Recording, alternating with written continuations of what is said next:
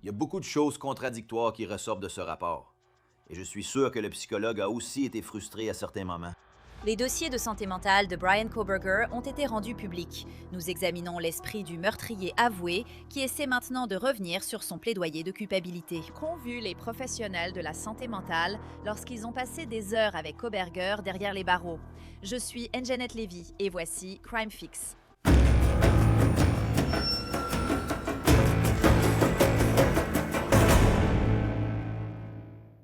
Brian Koberger purge 4 peines de prison à vie à la prison de haute sécurité de l'Idaho et s'adapter à la vie dans le bloc J n'a pas été facile pour lui. Il a déposé des plaintes concernant des fruits manquants dans ses repas et des détenus qui le narguent en criant à travers les conduits d'aération. Ces plaintes semblent s'être atténuées au fil des mois depuis que Koberger est arrivé dans l'une des prisons les plus dures de l'Idaho. Mais maintenant, Koberger veut retirer ce plaidoyer de culpabilité qui a entraîné son incarcération à vie. Si Koberger avait été jugé pour les meurtres de Matty Mogan, Kelly Gonzalez, Ethan Chapin et Xander Chronotel, et s'il avait été reconnu coupable lors du procès, ses avocats étaient prêts à faire témoigner plusieurs experts à la barre, alors qu'ils suppliaient le jury d'épargner sa vie. Ces experts comprenaient une neuropsychologue, la docteure Rachel Orr. C'est une neuropsychologue qui a passé beaucoup de temps avec Koberger et l'a évalué pour l'équipe de défense. On peut lire entre les lignes et voir que la Dr. Orr a parfois eu des difficultés avec Brian Koberger. La Dr. Orr a également interrogé les parents et les sœurs aînées de Koberger. La Dr. Orr a posé chez Brian Koberger les diagnostics suivants: troubles du spectre autistique, niveau 1, sans déficience intellectuelle ou linguistique associée, trouble du déficit de l'attention avec hyperactivité, présentation combinée, en rémission partielle, trouble obsessionnel compulsif avec absence de conscience de la maladie, trouble de l'alimentation évitante et restrictive ou ARFID. L'ARFID est un trouble alimentaire. Cleveland Clinic définit l'ARFID comme un trouble qui pousse une personne à limiter la quantité de nourriture qu'elle consomme.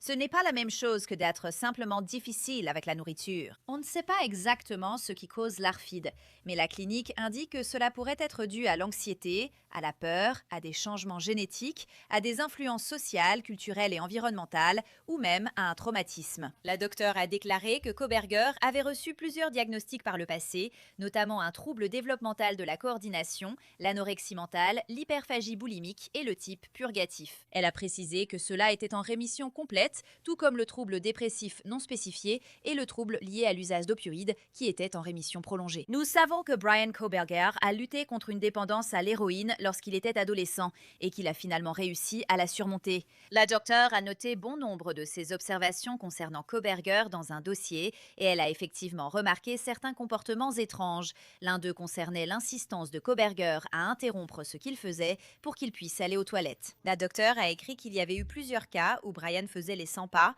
attendant que les agents pénitentiaires viennent le chercher dans la salle de conférence lorsque soudainement il devait aller aux toilettes. Lors de ces épisodes, Brian exprimait qu'il ressentait une urgence très forte, que l'envie d'uriner lui venait soudainement et qu'il craignait de ne pas tenir le temps que le personnel de la prison arrive.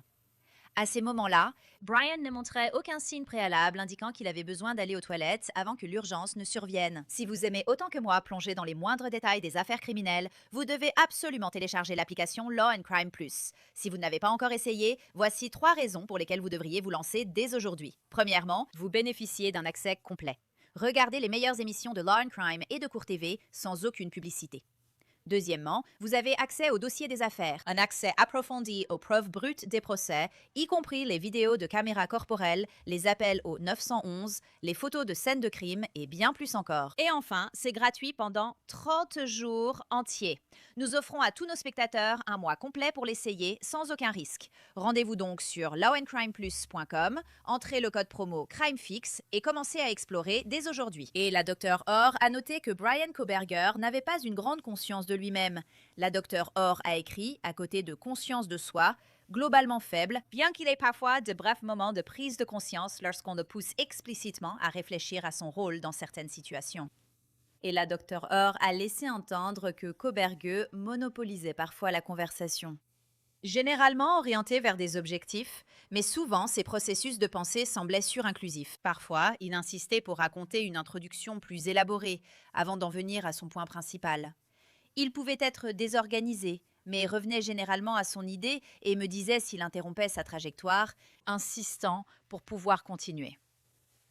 J'ai mentionné que la Dr. Orr avait aussi passé du temps à parler avec la famille de Koberger. La Dr. Orr a écrit, concernant les compétences de vie quotidienne, que la mère de Brian a également identifié des compétences sociales sous-développées et une participation limitée à des activités de loisirs typiques dans la vie de tous les jours, comparée à ce qui est habituel pour son âge. De légères différences par rapport à son âge ont également été notées dans la façon dont il prend des initiatives ou le manque d'initiative dans les activités professionnelles, par exemple son attitude au travail et le suivi des instructions. Et la Dr. Orr a écrit au sujet du ressenti de la famille, à savoir que Brian n'avait pas vraiment la capacité de voir comment son propre comportement affectait les autres. Elle a écrit « Les membres de la famille ont également signalé de façon constante des limites dans la conscience de soi de Brian et dans sa capacité à surveiller son propre comportement, en particulier quant à l'impact sur les autres. Par exemple, tous les membres de la famille ont reconnu que Brian ne remarque pas toujours quand son comportement dérange directement les autres et qu'il ne comprend pas pourquoi les gens sont contrariés.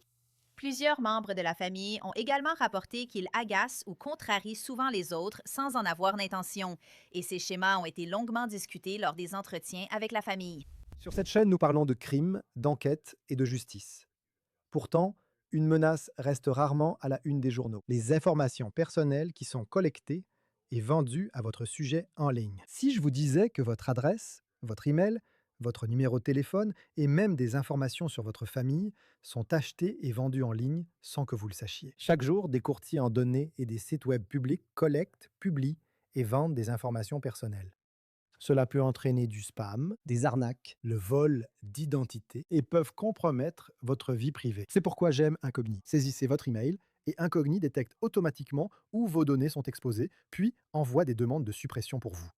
Le tableau de bord de l'application vous fournit des rapports détaillés indiquant exactement où vos données ont été supprimées et, avec l'abonnement illimité, vous pouvez aller encore plus loin. Collez simplement le lien d'un site exposant vos informations personnelles et les experts d'Incogni en protection de la vie privée s'occuperont du reste. La mise en route ne prend que quelques minutes et après une autorisation ponctuelle, Incogni fait le plus gros du travail pour vous. Reprenez dès aujourd'hui le contrôle de votre vie privée. Utilisez mon code spécial pour bénéficier 60% de réduction sur tout abonnement annuel Incogni, avec en plus une garantie de remboursement de 30 jours. Scannez le code QR ou cliquez sur le lien ci-dessous pour commencer à supprimer vos informations personnelles d'Internet. Ils ne peuvent pas vous nuire s'ils ne vous trouvent pas. Donc, pour vraiment approfondir les détails de ces évaluations psychiatriques, je veux faire intervenir Joe Giacalone. C'est un sergent à la retraite des affaires non résolues du NYPD. Il est aussi l'animateur de la chaîne YouTube True Crime with the Sarge.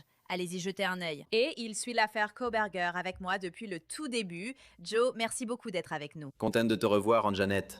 Oui, contente de te revoir. Ça fait longtemps. Alors dis-moi, s'il te plaît, qu'est-ce qui t'a marqué en lisant tout ça? Quels sont les petits détails qui t'ont frappé en tant qu'ancien enquêteur sur les homicides? Eh bien, la première chose, c'est qu'il est très impulsif. Il n'a aucune patience et il est très exigeant.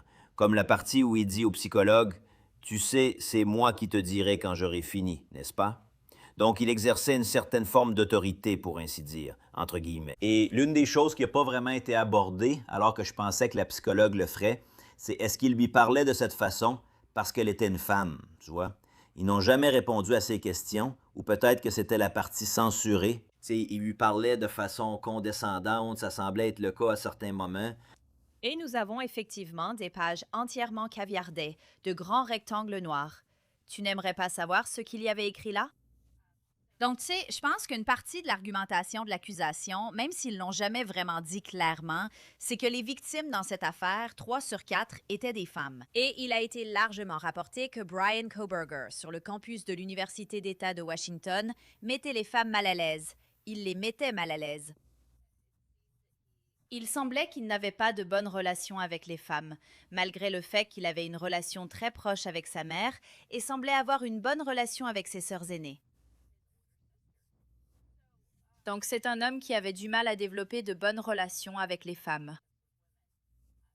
C'est un point clé ici, je pense. Est-ce qu'il traitait ses évaluatrices différemment à cause de leur sexe? C'est ça, c'est l'une des premières choses auxquelles j'ai pensé en disant ça, et je cherchais des petits indices ici et là qui pourraient nous donner un aperçu de ça. Vous savez, quand on lit ce document dans son intégralité, du moins ce qu'on peut en lire. Vous savez, je crois que cela aurait clairement beaucoup plus aidé l'accusation que la défense. Je veux dire, ça montrait quelqu'un qui, selon eux, agit sans réfléchir, qui est fondamentalement très impulsif. Vous savez, agit d'abord et réfléchit ensuite. Donc, je veux dire, ce sont exactement le genre de choses qui correspondent à cette scène de crime. Je voudrais parler un peu d'une chose qui m'a vraiment marquée. Et si on parle de quelqu'un qui veut vraiment s'affirmer et prendre le contrôle, vous savez, Joe, je pense qu'on a tous eu ces moments dans la vie où on a soudainement cette envie pressante d'aller aux toilettes. Ça arrive. Il faut aller aux toilettes. Il faut uriner, n'est-ce pas? Il faut... Il faut faire pipi. Mais il y a un cas précis ici que la docteure a noté, et je pense qu'elle l'a fait intentionnellement parce qu'elle a parlé du fait qu'il a dit qu'il devait uriner pendant cette évaluation. Et il insistait en disant que non, il devait y aller tout de suite, là, maintenant. Tout devait s'arrêter, tout devait cesser parce que ça lui était tombé dessus soudainement. Et il devait aller aux toilettes, sans aucune discussion possible. Et il n'y avait absolument aucune négociation possible. Et je pense que tu pourrais te pencher là-dessus. Du moins, je pense que tu pourrais examiner cela et voir que c'est quelqu'un qui veut que ses besoins soient satisfaits immédiatement, sans aucune exception. Et il est en prison à ce moment-là. Et tu ne peux pas toujours décider de ce que tu veux faire. Tu ne peux pas décider de ce que tu fais, quand et où. Je veux dire, si tu es dans ta cellule, tu peux utiliser les toilettes, parce qu'il y en a une à l'intérieur, mais tu ne peux pas forcément, quand tu es dans une pièce avec un évaluateur, dire « je dois y aller maintenant et je dois y aller tout de suite ». C'est presque comme si c'était moi qui contrôlais, pas toi. C'est ça. Moi, ouais, tu m'as un peu coupé l'herbe sur le pied parce que j'allais dire qu'en prison, t'as aucune liberté de mouvement. Tu fais ce qu'on te dit, tu vas aux toilettes quand on te le dit, quand t'es hors de ta cellule et tout le reste. Tu sais, tu dois demander la permission pour tout faire. Donc pour lui, c'était peut-être, tu sais, toutes ces émotions refoulées avec lesquelles il a dû composer pendant qu'il était en prison, assis dans sa cellule. Et maintenant, il essaie à nouveau d'exercer son pouvoir, de revenir et d'essayer de voir s'il peut retrouver une partie de ses réflexions sur la façon dont il veut gérer les choses.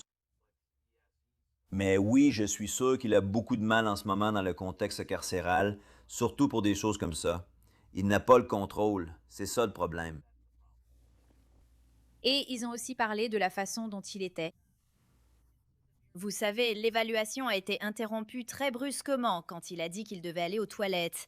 Et il a dit qu'il avait peur de ne pas y arriver à temps. Il faisait les 100 pas. Qu'est-ce que cela vous dit en tant que personne qui a eu affaire à de nombreux prévenus et suspects au fil des années? Oui, eh bien, je veux dire, le fait d'être comme un animal en cage, n'est-ce pas?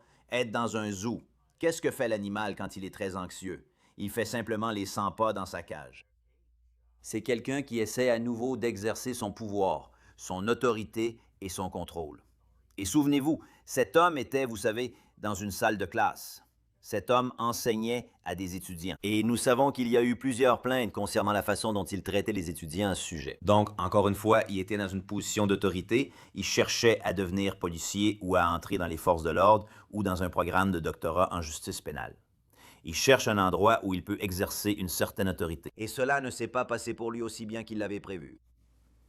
Passons maintenant à son comportement social. Il y a un encadré sur le comportement social de Brian que nous allons afficher à l'écran. Et il est indiqué qu'il avait certains comportements typiques que l'on retrouvait chez Brian. Un contact visuel assez constant, bien que soutenu, une attitude polie et le respect des conventions sociales, comme serrer la main lors des salutations. De tels comportements semblaient routiniers. Routiniers. Brian faisait également des efforts clairs pour poser des questions aux autres parfois, mais souvent ces questions portaient sur des détails très spécifiques de sujets déjà abordés auparavant. À quelques occasions, il a fait des commentaires positifs sur mon niveau d'éducation. Il était donc impressionné par le niveau d'éducation de l'évaluatrice. Il n'a jamais été ouvertement inapproprié. Un comportement social fréquent et atypique était évident à plusieurs égards. Cependant, cela incluait l'absence de gestes descriptifs ou emphatiques, un ton et un rythme de parole atypiques, des interactions maladroites, un manque de fluidité, une façon maladroite de faire de l'humour parfois, en continuant une blague plus longtemps que prévu, des commentaires gênants. J'ai beaucoup aimé faire le test cognitif XX, bizarre. Compréhension et reconnaissance de l'humour incohérente, faible réciprocité dans l'interaction, y compris le fait de recentrer très fréquemment les conversations sur ses propres expériences ou des réactions inhabituelles lorsque je partageais quelque chose. Une qualité d'interaction sociale réduite par moment, sans en avoir conscience. Donc, il semble que peut-être, vous savez, je vous dirai quand j'aurai fini, ce genre de choses. Un peu égocentrique peut-être? Oui, apparemment, je veux dire, la première chose que j'ai remarqué, c'est que j'étais content de voir que la psychologue était autorisée à exercer pendant qu'elle faisait ça, parce qu'on a vu dans d'autres cas où c'était peut-être pas le cas. Mais le problème, c'est que ce sont aussi les choses que les forces de l'ordre recherchent, ces gestes de la main. Par exemple, moi, je parle beaucoup avec les mains. Et quand tu parles à quelqu'un qui fait ça, il montre beaucoup de types de mouvements différents. Et quand ces gestes ne s'arrêtent pas, ce sont généralement des signaux d'alerte indiquant que cette personne ne nous dit peut-être pas toute la vérité à ce moment-là, parce qu'elle essaie de tout contrôler et qu'elle n'y arrive pas. Donc, c'est quand je regarde ce genre de choses, je me dis, tu sais, wow, ce sont les choses que nous recherchons dans cette salle d'interrogatoire, et c'est quelque chose vers lequel je me serais tourné après avoir reçu ce rapport. Je serais allé voir les détectives qui ont mené les entretiens avec lui, et je leur aurais demandé, hey, avez-vous remarqué quelque chose? Sans leur montrer le rapport, juste pour voir ce qu'ils avaient à dire, ou peut-être qu'ils l'ont noté dans leur propre rapport. Ça aurait été intéressant de voir ce qui en serait ressorti. Il était indiqué qu'il était très distrait par les bruits ou l'activité dans l'environnement, avec une surveillance périphérique fréquente. Donc il regardait souvent sur les côtés. De nombreuses fois, il semblait ne pas écouter les instructions, et il fallait les répéter. Il avait aussi des difficultés à s'auto-surveiller lors des tâches verbales. La concentration semblait particulièrement affectée lors d'une épreuve de correspondance visuelle chronométrée à cause d'une distraction extérieure qui a compromis le sous-test. Qu'est-ce que cela vous indique? Oui, encore une fois, il contrôle tout ce qui se passe là-bas, même si cela implique peut-être de devoir tout recommencer. Donc, vous savez, on a aussi vu des détenus dans le système faire durer ces choses beaucoup plus longtemps qu'elles ne le devraient, parce que c'est mieux que de rester dans leur cellule ou d'être ailleurs. Donc, c'est en quelque sorte une petite pause par rapport à ça. Mais ensuite, d'un autre côté, vous vous dites, il montre des signes de vouloir tout arrêter tout de suite et dit qu'il va vous prévenir quand ce sera fini, ainsi que tout le reste qui va avec. Donc, il y a beaucoup de choses contradictoires qui ressortent de ce rapport. Et je suis sûr que le psychologue était frustré à certains moments aussi. Elle l'a pas écrit dans le rapport, mais on peut presque le ressentir, je pense, à ce niveau-là. Et ça aurait été intéressant de voir ce qu'elle aurait eu à dire à la barre. J'allais te demander si tu pensais qu'il essayait peut-être intentionnellement de faire traîner les choses. Parce qu'il avait l'impression, en tant que doctorant, d'être enfin quelqu'un qui pouvait parler à une personne qui était peut-être à son niveau, qui pourrait vraiment lui parler et le comprendre. Et comme tu l'as dit, c'est mieux que de rester assis dans une cellule. Oui, ça arrive tout le temps. Donc, quand tu as une situation où tu vas sortir de ta cellule et que tu peux prolonger ça aussi longtemps que tu veux parce que personne va vraiment y mettre une limite de temps. Et c'est juste une sorte de petite pause, pour ainsi dire, loin de sa routine quotidienne habituelle. Donc oui, je pense vraiment qu'il a prolongé certaines de ses séances plus longtemps qu'il n'aurait dû. Mais le problème, au final, c'est que le thérapeute, le psychologue, est formé pour être patient et laisser les choses suivre leur cours. Et vous savez, quand ils notent dans le dossier que cela a en fait compromis certains aspects du test, cela devient plus difficile pour eux et ils doivent alors décider s'ils veulent recommencer ou non. Donc, si tu te souviens, Anne-Jeannette, rappelle-toi qu'il y avait une situation où il était harcelé à travers le système de ventilation et tout le reste. Ça a du sens avec ses problèmes auditifs que tout cela commence vraiment à le déranger. Et c'est peut-être l'une des raisons pour lesquelles on repart de cette affaire, parce qu'il essaie de faire annuler ça. Mais en tant que clinicienne, un clinicien verrait ça tout de suite. C'est ce qu'ils font.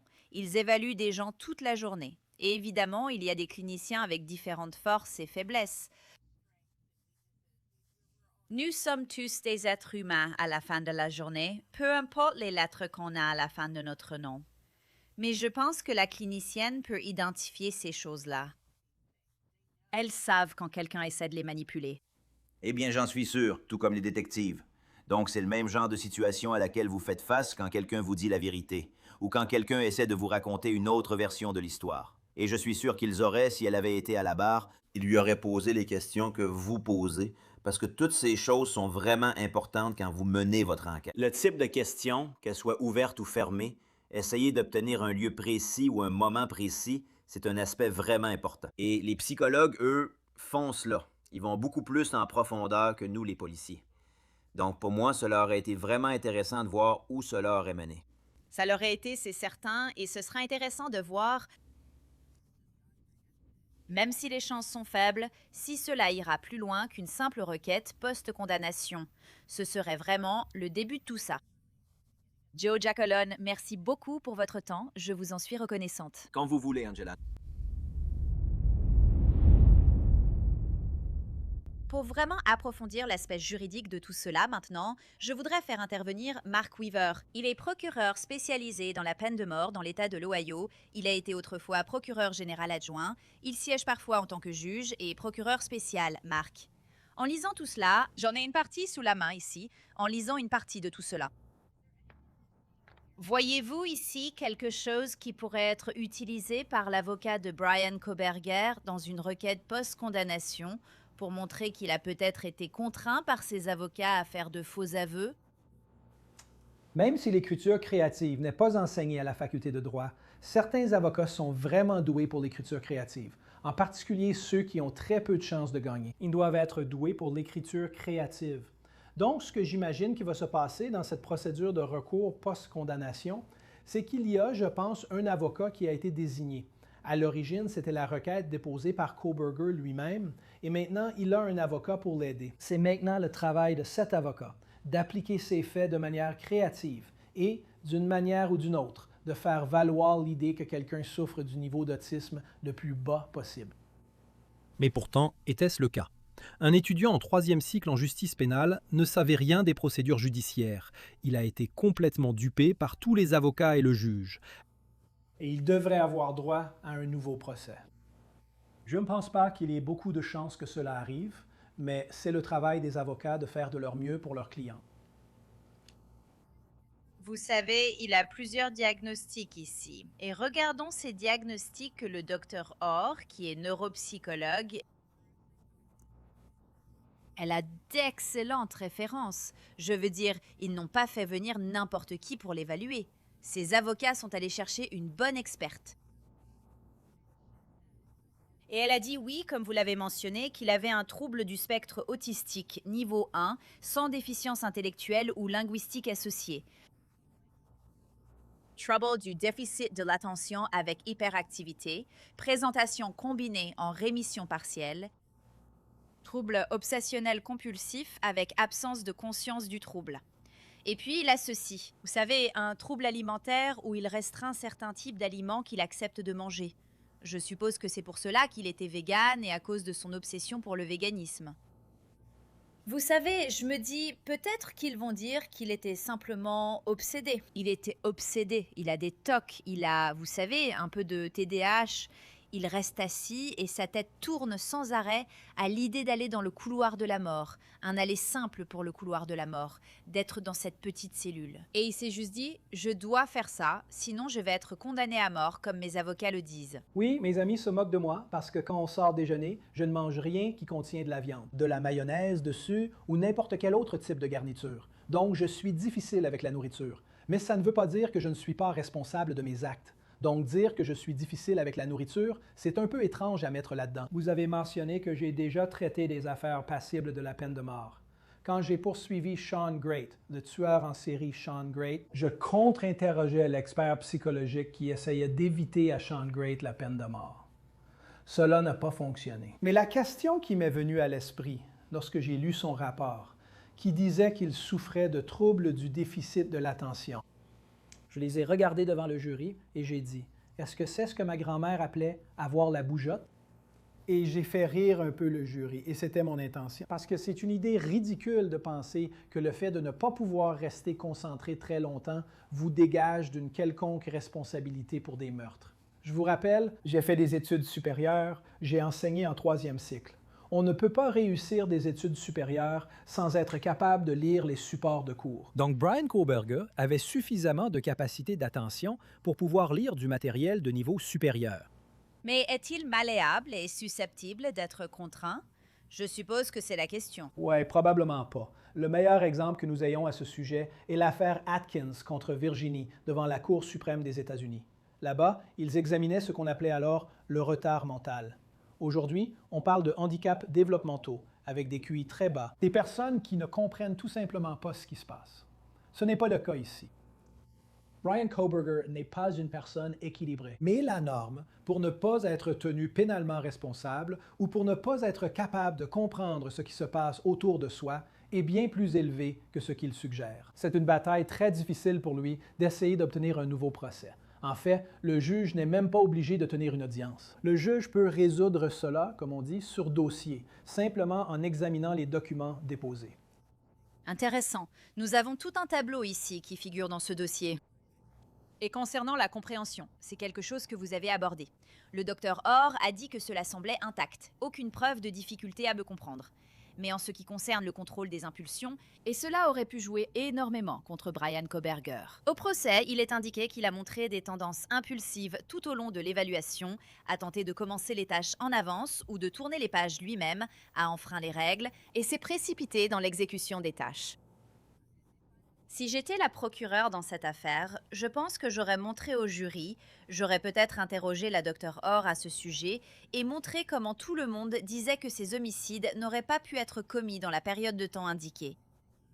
Et maintenant, vous dites, Dr Orr, qu'il se précipite dans l'exécution des tâches. C'est un peu exagéré de comparer cela, mais c'est quelqu'un que la Dr Orr décrit comme quelqu'un qui se précipite dans l'exécution des tâches. Oui, quand on est dans une situation difficile, on dit que tous les ports sont bons en cas de tempête. Tout ce que vous pouvez faire pour défendre votre argument. Donc, ils comptent là-dessus, ou ils vont essayer de s'appuyer là-dessus. Ce que vous venez de décrire à partir de ce rapport décrit, j'invente les chiffres ici, mais c'est assez proche, 40% des garçons de 15 ans. Et donc, cela ne rend pas cela particulièrement extrême ou inhabituel. Est-ce inhabituel chez un adulte? Oui, il y a moins d'adultes qui présentent ce genre de traits, mais rien de tout cela ne veut dire qu'ils ne comprenaient pas ce qui se passait. Je crois que j'ai mentionné cela lors d'un de nos entretiens précédents. Probablement que personne en dehors des avocats ne comprend un procès pénal mieux qu'un étudiant diplômé en justice pénale.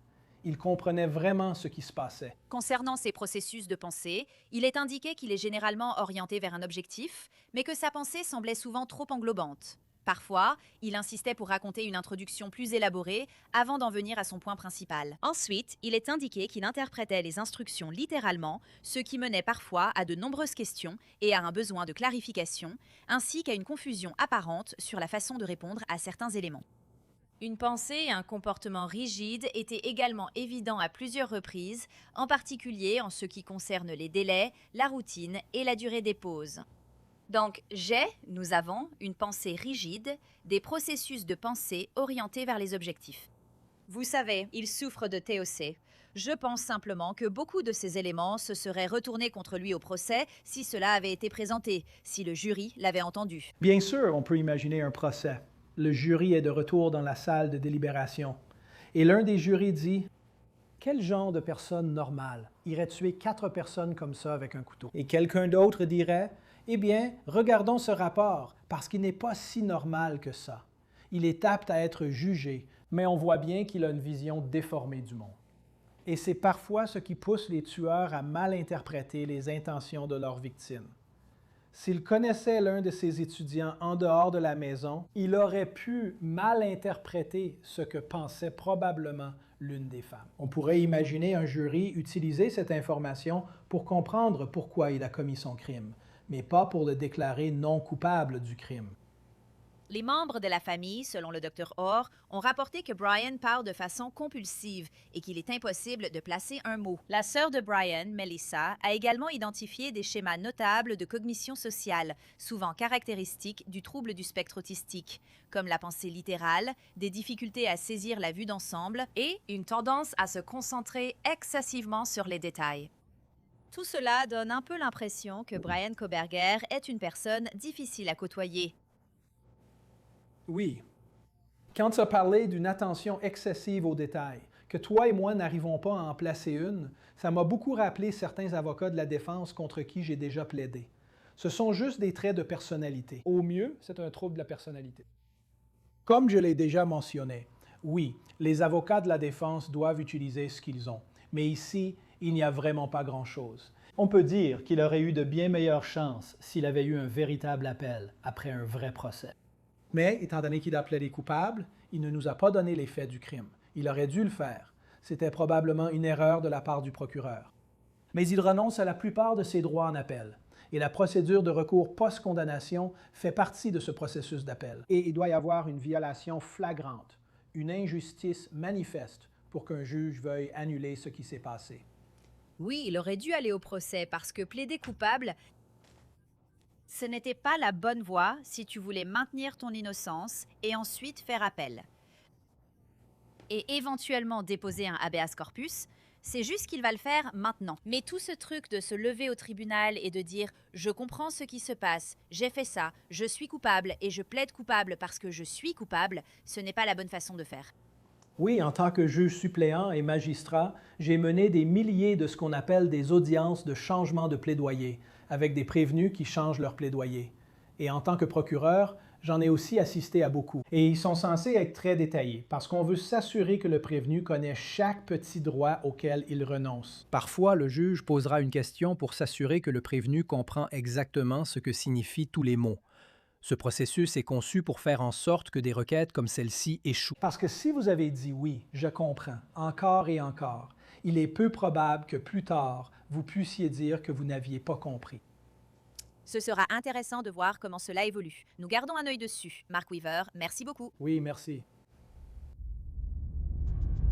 Donc pour l'instant, la nouvelle avocate de Bryan Kohberger apprend à le connaître pendant qu'il traverse ce processus post-condamnation. Une nouvelle requête sera probablement déposée après que l'avocate aura pu examiner le dossier et rencontrer Bryan Kohberger. Et n'oubliez pas, vous pouvez consulter le dossier de l'affaire sur notre nouvelle application Law and Crime Plus. Vous pouvez également y lire le rapport complet de la Dr. Orr. Et c'est tout pour cet épisode de Crime Fix. Je suis Anjanette Levy. Merci beaucoup d'avoir été avec moi. Je vous retrouve ici la prochaine fois.